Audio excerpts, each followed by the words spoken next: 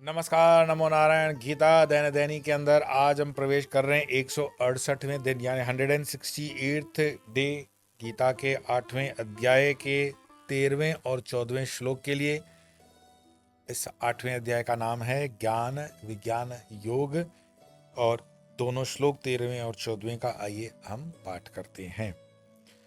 ओमेतेकाक्षरं ब्रह्म व्याहरन् मामनुस्मरन् यः प्रयाति त्यजन् देहं स याति परमां गतिम् अनन्यचेता सततं यो मां स्मरति नित्यशः तस्याहं सुलभः पार्थ नित्ययुक्तस्य योगिनाम्।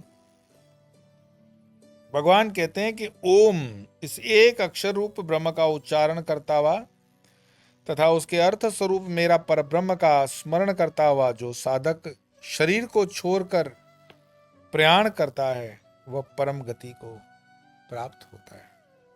हे पार्थ, जो साधक अनन्य चित्त होकर आत्मा रूप से नित्य जीवन भर निरंतर मेरा स्मरण करता है, उस नित्य युक्त योगी के लिए मैं सुलभ हूं। सुलभ तो है, लेकिन किसको सुलभ है? जो नित्य उनके स्मरण मनन में रहे।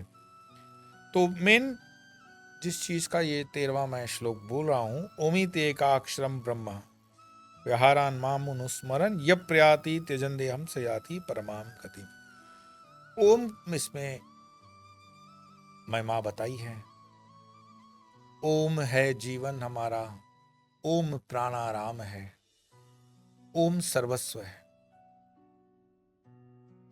गुरुजनों से हमने सुना है कि दुनिया भर के अलग अलग हम जगत के मंत्र देखते हैं। प्रारंभ हमारा गायत्री मंत्र से होता है, ओम भूर्भुवः स्वः तत्सवितुर्वरेण्यं भर्गो देवस्य धीमहि धियो यो न प्रचोदयात्। और फिर धीरे धीरे अध्यात्म की यात्रा जब चलती रहती है तो उसमें हम देखते हैं कि 10 महाविद्याएं हैं, शिव के मंत्र हैं, देवी के मंत्र हैं, सरस्वती के हैं, भैरव के हैं, और मानो वो सारी सिद्धियां प्राप्त कर भी लिया आपने, पर होगा क्या? क्योंकि ये सिद्धि इसी धरती की अर्जित की हुई इसी धरती पर रह जाने वाली है। ये सिद्धि आप ऊपर नहीं ले जा सकते। और यहां तक मेरा अपना जो रिसर्च कहता है कि अगर किसी के पास भी कोई सिद्धि है तो वो एक काबिल व्यक्ति को हैंडओवर करके उसको सुपुर्द करके जाता है, और अगर वो सुपुर्द नहीं करता है तो उसको फिर जागृत करने के लिए स्वयं आना भी पड़ता है। मोक्ष नहीं होता उसका। लेकिन ये सारी सिद्धियां और सारे मंत्र अगर एक स्टेज पर हम पहुंच जाएं ऊपर, तो वो ओम में समाहित होती हैं। ओम जितना हम सरल समझते हैं उतना ओम है नहीं। ओम बहुत ही विराट एक अपने आप में, जिसको नानक जी ने भी बहुत ही अपने गुरुवाणी में ऊंचा स्थान दिया है। एक ओंकार सतनाम करता प्रभु निर्भय निर्वैर अकाल मूरत अजूनि सैबा गुर प्रसाद जप आदि सच जुगादि सत्य है भी सत गुरु नानक हो सी भी सत। एक ओंकार सतनाम नानक कहते हैं। वो एक ओंकार ही जो है वो सर्वोपरि है। सारे मंत्र ओम में आएंगे, लेकिन ओम को सिर्फ जपने से आपको लगेगा, ओम पहले रचना समझ लो ओम की। अ उ म, अ उ म, ये 3 अक्षर जोड़ करके बनता है ओम। इसको ऐसे भी समझो, ब्रह्मा विष्णु महेश, ये तीनों की कॉम्बिनेशन है ओम। कभी कभी मेरे मन में आता है कि मैं और धर्म वालों को भी सुनता हूँ, फोन उठाते हैं और फोन पे सीधे अपने धर्म का जो मंत्र वगैरह उनका होता है संबोधन में, वो मुस्लिम है तो सलाम वालेकुम करके संबोधन देता है। ये हिंदू एक ऐसी जाति है, इतनी गुलामी से भरी हुई, इसको फोन लगाओ तो पहले हेलो बोलेगा। अब हेलो का अर्थ क्या है? हेलो का कोई अर्थ नहीं। फोन की जिसने खोज की थी उसकी वाइफ का या गर्लफ्रेंड का नाम हेलो था। वो आंख से देख नहीं सकती थी। पहली बार फोन किया, पहली बार फोन भी किया तो अपनी उसी प्रेयसी को फोन किया जिसको हम अंग्रेजी में गर्लफ्रेंड बोलते हैं। तो उसको संबोधन करने के लिए उसने हेली, हेलिया नाम रहा होगा, उसने हेलो बोल दिया। वो हेलो, फिर वो संबोधन परमानेंट बना। जब तक ठीक पता नहीं था तब तक तो चला लिया, कोई दिक्कत नहीं, जहां आंख खुली वहां सवेरा। लेकिन क्या हम अपने संबोधन में ओम से प्रयास कर सकते हैं? फोन की घंटी बजे तो ओम या हरिओम, कितना सुंदर लगता है। एक तो हेलो बोलने से कोई मार्क मिलती नहीं प्लस की, ओम बोलने से कम आपके कुछ जो जीवाणु कीटाणु हैं वो थोड़े पॉजिटिव तो हो जाएंगे। महात्माओं के साथ हम जब मिलते हैं तो महात्माओं के तो दरवाजों पे घंटी नहीं होती है। मेरे बहुत अच्छे मुंबई के अंदर महात्मा जी हैं, फ्लैट में रहते हैं। तो पहली बार मैं स्टूडेंट लाइफ में उनके पास गया था, वो घंटी थी नहीं, तो मैंने दरवाजे पे थोड़ा सा खटखटाया।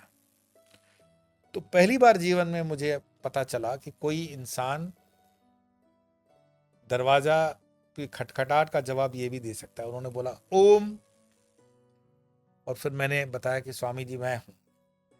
और आज भी जब वो मिलते हैं तो संबोधन ओम से ही होता है। ओम, फोन करो तो ओम।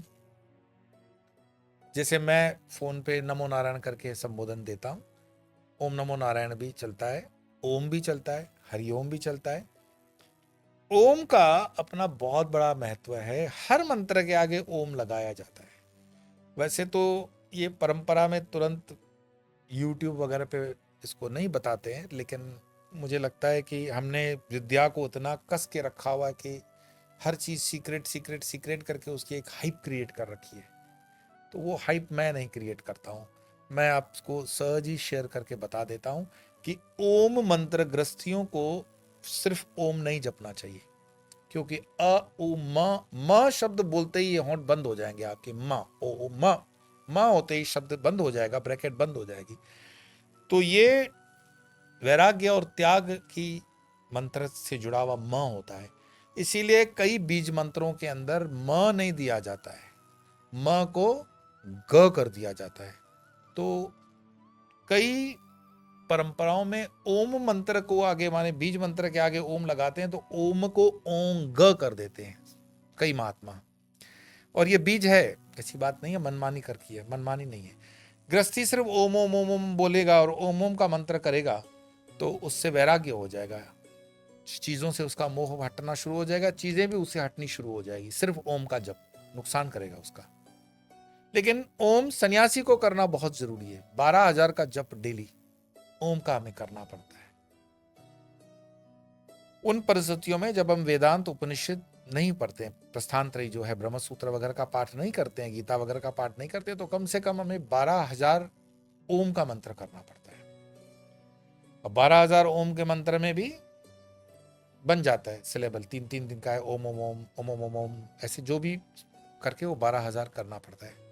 हो जाता है 1-1.5 घंटे में। पर ये ओम जो है, आप देखते हो हर मंत्र में, हर स्तोत्र में, हर एक जगह के पहले ये ओम आता है। बड़ा सुंदर, बड़ा प्यारा। इसके विषय में आगे चलकर भगवान कृष्ण ओम के विषय में भी और श्लोक आएंगे गीता के अंदर। पर बीज मंत्र के साथ ओम जब हम लेते हैं तो थोड़ा सा विचार करके गुरुजनों से ठीक से सुन करके कंफर्म कर लिया जाता है कि ओम बोलें। कोई बोल भी सकता है, कोई नहीं भी बोल सकता है।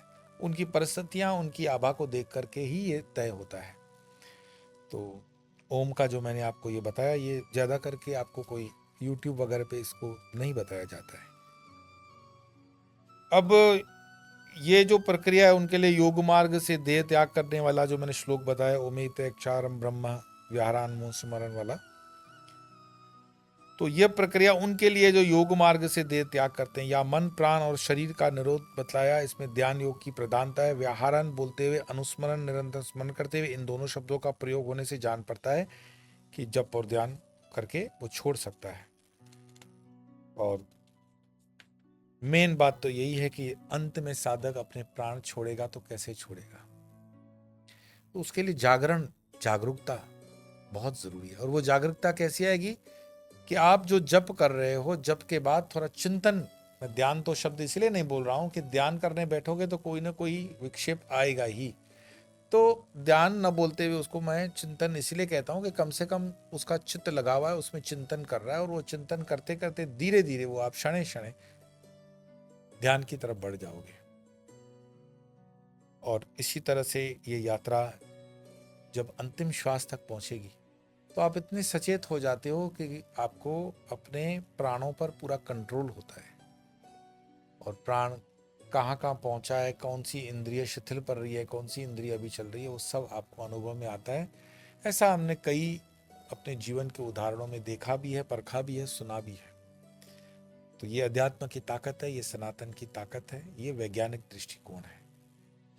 आप इन दो दो श्लोकों को जब आप पढ़ते हो तो उसका ठीक से होमवर्क भी करें, और एक कष्ट करें आगे इनको पहुंचाने का, साथ साथ में जितनी सेवा सनातन की आप कर सके, गीता को घर घर तक पहुंचाने की, उसमें सहयोगी बने। तो आज इतना ही, लेकिन जैसे कि हम हमेशा समाप्त करने से पहले 2 श्लोकों का पाठ करते हैं, आज पाठ करेंगे और वाणी को विराम देंगे। ओमेतेकाक्षरं ब्रह्म व्याहारन् मामनुस्मरन् यः प्रयाति त्यजन् देहं स याति परमां गतिम् अनन्यचेताः सततं यो मां स्मरति नित्यशः तस्याहं सुलभः पार्थ नित्ययुक्तस्य योगिना। आज इतना ही, कल फिर मिलेंगे, तब तक के लिए नमो